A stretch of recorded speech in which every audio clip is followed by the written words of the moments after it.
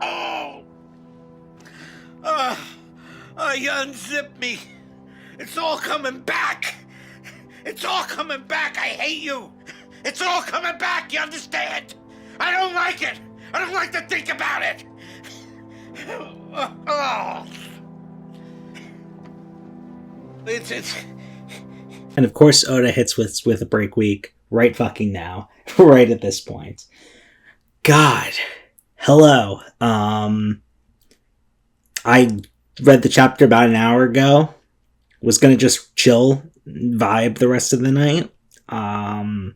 Been a long week, but I got too antsy. I couldn't sit still. I had to sit down and get recording immediately. I had to share my thoughts because, God, what a fucking tragic chapter on every level. This was a chapter where it's like we knew all of the beats pretty much. We knew like everything here was coming in some shape or form, but to see it executed and to see like how everything unfolded granularly, it's just crushing. It's just crushing. I literally was tearing up reading this chapter. God, I'm tearing up right now talking about it. Jesus Christ.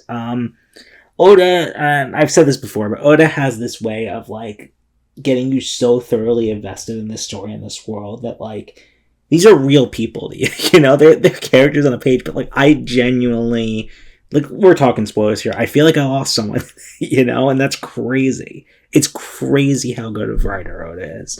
Anyway, I'm going a little freeform today. I don't really have notes because there's not like a huge amount of little like fine details I want to talk about like last week. But I think like there's so many levels in this chapter, and this is kind of like the crux of what I want to discuss, of like tragedy points where like it all could have been averted if it were like bits and pieces could have been averted if it weren't for specific decisions and specific things. Like if Harold had listened to Rox and helped Rox, none of this would have happened. If that's a focal point. If Harold hadn't listened to the elders and married Ida, none of this would have happened. If Haryuden like for like the ending, if Haryuden hadn't been away from the island when Harold got dummy reversied, and he would have seen what happened and probably teamed up with Loki and probably bonded with Loki over the situation. And of course Loki ends up getting framed, which is tragic as probably the most tragic element of this all. After everything he's been through, he gets framed for his father's death, even though his father just wanted to see him on his like last throes. God, it's fucking heartbreaking. My initial like gut reaction at the end of this chapter was that this could be the end of the flashback, because we pan out and we get the painting, and I was like, it says history converges, and it was like, okay, this seems like the end of the flashback. But something I've been thinking about is that I think it's not. I think we're getting one or two more chapters simply because Shanks has been such a focal part of this flashback, like mini arc kind of that we've been having here, that I think that we need to see Shanks stopping Loki and imprisoning Loki and figure out what the crux of what really happened there before we can move on. Maybe we'll get that later. Maybe I'm wrong. But I think that's probably what we're going to get next chapter. I was going to say next week, but break next week. I mean, Oda deserves it. He's been writing Jesus, banger after banger chapter, week in and week out. God, it's crazy. Been reading On the Bush. This Ida's death affected me. The way it was written was so crush. Fuck, no, it got me. It got me again. I'm fucking crying as I'm trying to record this. No. Oh man. Soon we'll be connected with the whole world. Then we can go traveling together. Oh, just like, I can't even. I can't even talk about it without crying. Oh my god.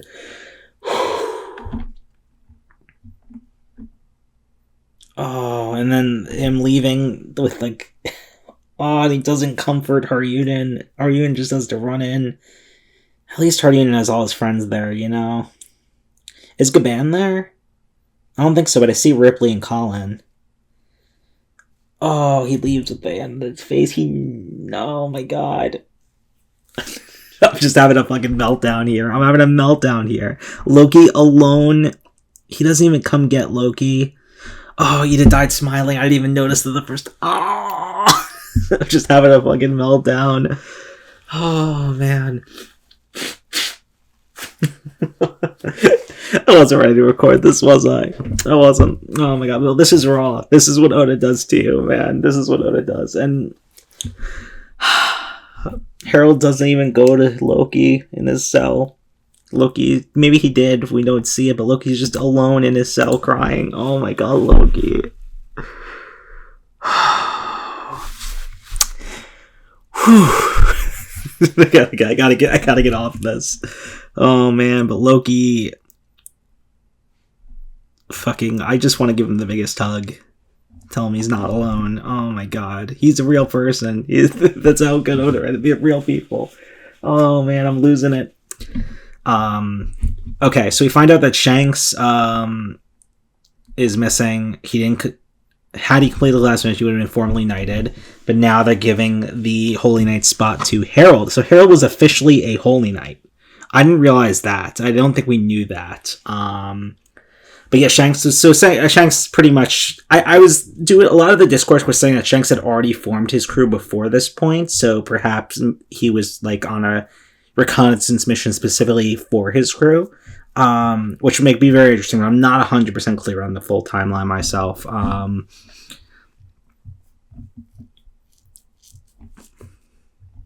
So this is when Elbaf finally joins the world government. He plans to relinquish the throne to a younger, more virtuous ruler.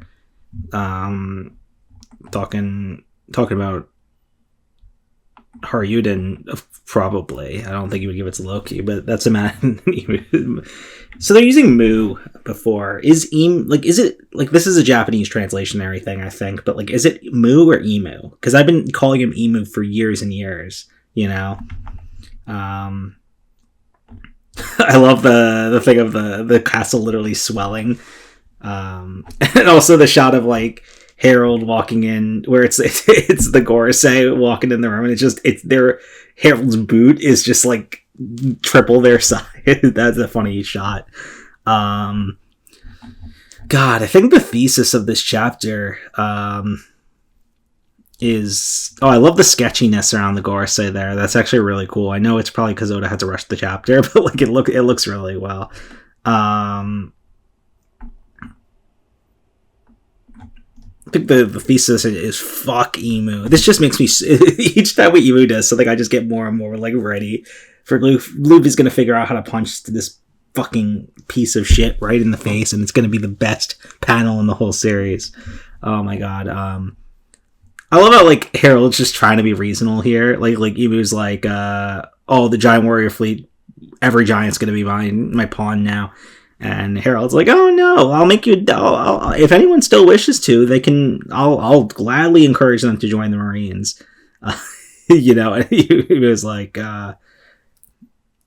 not realizing who he's dealing with at this point. It is insane to me.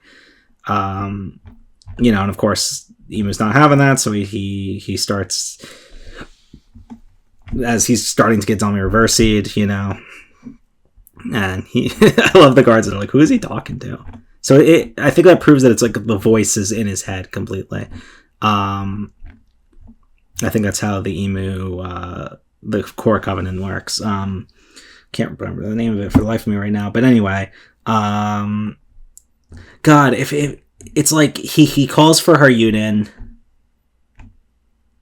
Well, my sons. Haryuden's still at sea. Loki's imprisoned. We don't know what he did.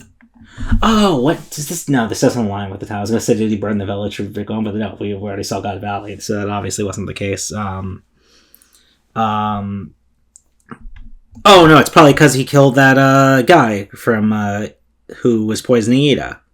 None of that matters now. Release him, and it's so fucking tragic because if Haryuden was there, he would have, like, you know, seen what was going on and teamed up with Loki, and now it's just the fucking the tragedy.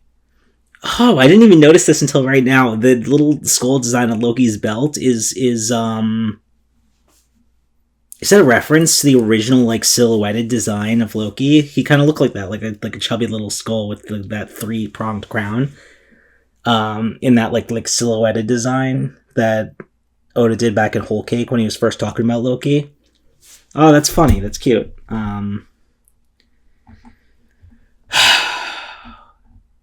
Fuck Emu, man. Luffy needs to take him the fuck down. I know this is common consensus, but Jesus Christ. I'm getting sick and tired of this ghostly fucking shrouded figure piece of shit garbage. Like, it was the point where, I'm so interested in Emu. I want to see more of what this entity is doing. What's up? And now I'm like, I don't want to see this fucking guy ever fucking again. Get him off the page. That's how I feel now. Oh man.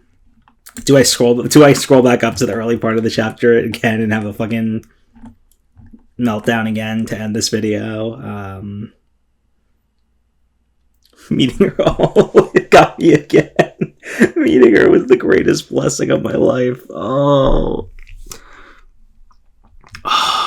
man. Wow. It's something I did want to mention. That's definitely going to be the thesis of Elbaf, is that, like, you know, education and peace is amazing and great for society, but you also need the ability to have strength in the case of, like, fighting against oppressors and persecution. Like, so they like the whole, like you just, like, I like the whole warriors part. You should cherish your culture. And Harold's like, no, we have to scrap it all. It's what kept us from marrying.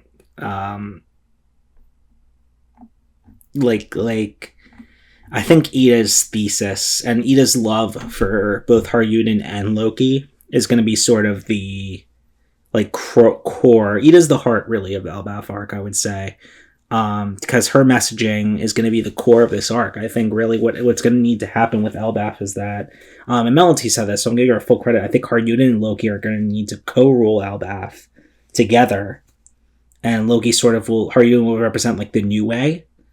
And sort of Loki will kind of represent the old way, and they'll have that, like, conglomeration of both ideas at the helm of Elbaf. And I think that's really like what would make Ida smile. Man, I'm looking at the panel of him, Harold walking out, Ida dead smiling.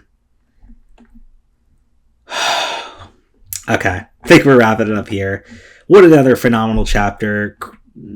Is this the end of the flashback? I don't think so, but it could very well be. God. This one broke me. This one got me. You saw me, like, meltdown just reading it right here. Yeah, what a phenomenal chapter. Yeah, thanks for watching / listening.